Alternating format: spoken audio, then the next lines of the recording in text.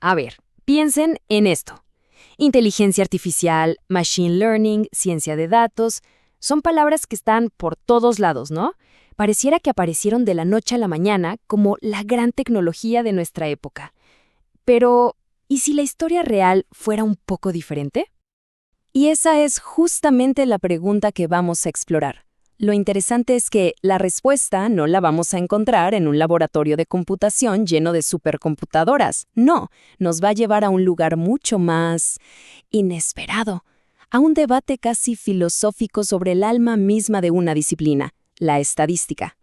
Es que, en el fondo, esta no es una historia sobre cables y procesadores, es una historia de ideas, un verdadero drama intelectual, una batalla entre dos maneras de entender el mundo que, sin que nos diéramos cuenta, terminó dándole forma a nuestro presente. Y para entender esta historia vamos a seguir a tres figuras clave. Primero, un profeta, alguien que vio venir la necesidad de un cambio. Luego, dos revolucionarios que básicamente le dieron nombre y forma al campo. Y finalmente, un escéptico, uno que llegó para cuestionarlo todo desde la raíz. Ok, arranquemos. Viajemos a 1962. En ese entonces, la estadística matemática, bueno, digamos que para algunos se había vuelto demasiado abstracta. Estaba muy metida en su mundo, obsesionada con la elegancia de las fórmulas, pero como que se había olvidado de los problemas reales, los del día a día. Y ahí aparece un estadístico, John Tukey, que sintió que las cosas se habían salido de control. Y esta frase de él lo resume todo a la perfección. Lo que Tukey decía era, miren, dejemos de buscar la respuesta perfecta y matemáticamente pura para una pregunta que quizás no importa. Es mucho mejor tener una buena respuesta, aunque sea aproximada, para la pregunta correcta, para el problema real, por más desordenado y vago que parezca. Ojo, Tukey no estaba en contra de las matemáticas. Lo que él proponía era crear un campo nuevo, al que llamó análisis de datos. Un campo que fuera más práctico, más flexible. Un lugar donde el objetivo no fuera demostrar un teorema impecable, sino arremangarse y aprender de los datos, con todo y sus imperfecciones. Y sin saberlo, con esta idea, acababa de encender la mecha de un debate que iba a explotar varias décadas después. Y ahora, ¡pum!, saltamos al año 2001. Pasaron casi 40 años y esa tensión que Tukey había notado ya no era una simple molestia, se había convertido en una especie de guerra civil dentro del mundo de la estadística. Y el encargado de ponerle nombre a este conflicto fue otro estadístico, Leo Breiman. En un artículo que se volvió famosísimo, describió cómo el campo se había partido en dos tribus de estadísticos que ya casi ni se hablaban, porque veían el mundo de maneras totalmente opuestas. Y aquí está el meollo del asunto. Por un lado, teníamos a la vieja guardia. Piensen en el 98% de los académicos de la época. Su objetivo era la comprensión. Querían crear modelos matemáticos elegantes para entender por qué pasaban las cosas. Y por el otro lado estaba la nueva guardia. Una minoría, sí, pero con una obsesión, la predicción. A ellos no les importaba tanto el por qué. Su única pregunta era, ¿puedo predecir con la mayor exactitud posible lo que va a pasar después? Unos buscaban explicaciones, los otros resultados. Ese era el choque de culturas. Y lo increíble es que justo en el mismo momento en que Breiman estaba, digamos, declarando la guerra, otro estadístico, William S. Cleveland, estaba dibujando un mapa para la paz. Y aquí es donde todo cambia. Es en este artículo del 2001 donde Cleveland propone por primera vez de manera formal el término ciencia de datos. Pero ojo, no como una simple palabra de moda, sino como una nueva disciplina académica. Él se dio cuenta de que para resolver este conflicto de las dos culturas, la estadística no podía seguir siendo la misma, tenía que crecer, que evolucionar. Y su visión era de verdad radical para la época. No se trataba solo de cambiarle el nombre a la estadística, para nada. Él propuso un campo totalmente nuevo. Fíjense en el gráfico. Solo una parte era teoría y modelos. Un 25% era colaboración con otros campos, y la computación tenía un peso enorme. Básicamente, era un plan para sacar a los estadísticos de su torre de marfil teórica y ponerlos a trabajar en problemas del mundo real, codo a codo con otros expertos. Y justo cuando esta nueva idea de la ciencia de datos, con su enfoque total en la predicción, empezaba a tomar vuelo, aparece un gigante de la ciencia de la computación y lanza una objeción que no iba dirigida a un detalle, sino el mismísimo corazón de todo el asunto.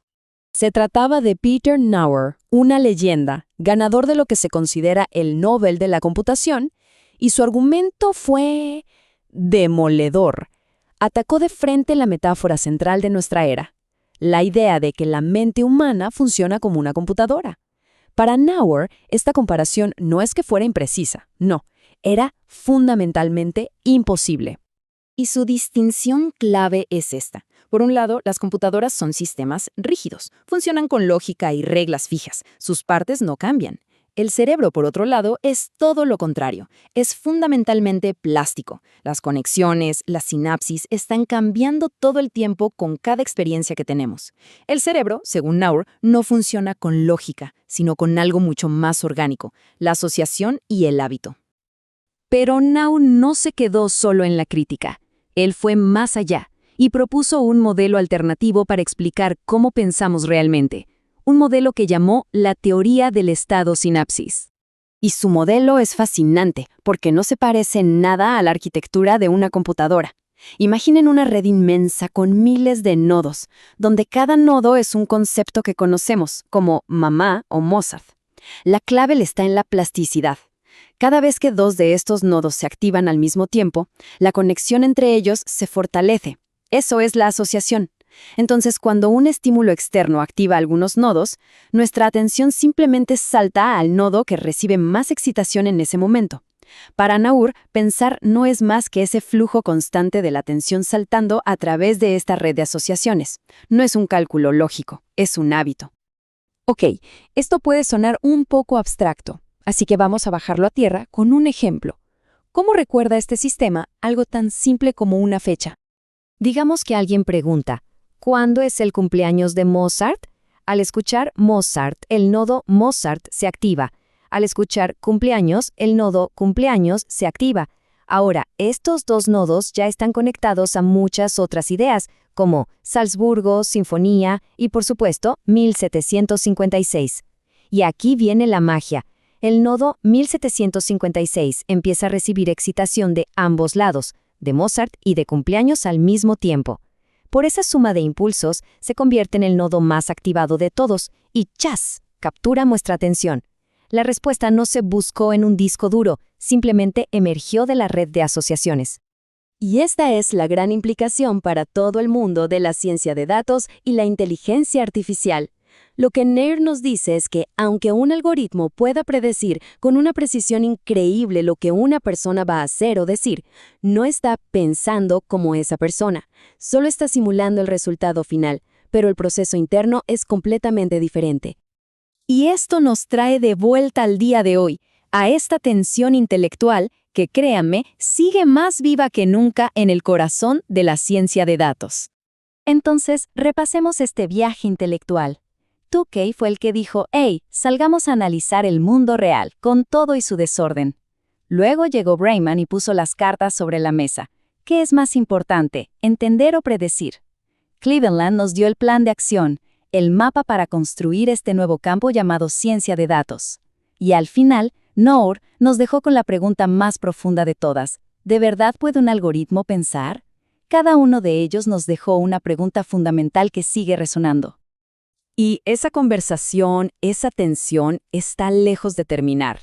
De hecho, hoy, con modelos de inteligencia artificial que son cada vez más y más poderosos en sus predicciones, las preguntas que plantearon estos pensadores son más urgentes que nunca. ¿El objetivo final es solo predecir el comportamiento humano o es llegar a entender la mente que lo crea? Este debate, que nació en la estadística, ya no es solo sobre datos, es sobre qué significa saber, qué significa pensar, y al final, ¿para qué queremos usar esta increíble capacidad de analizar el universo de información que nos rodea?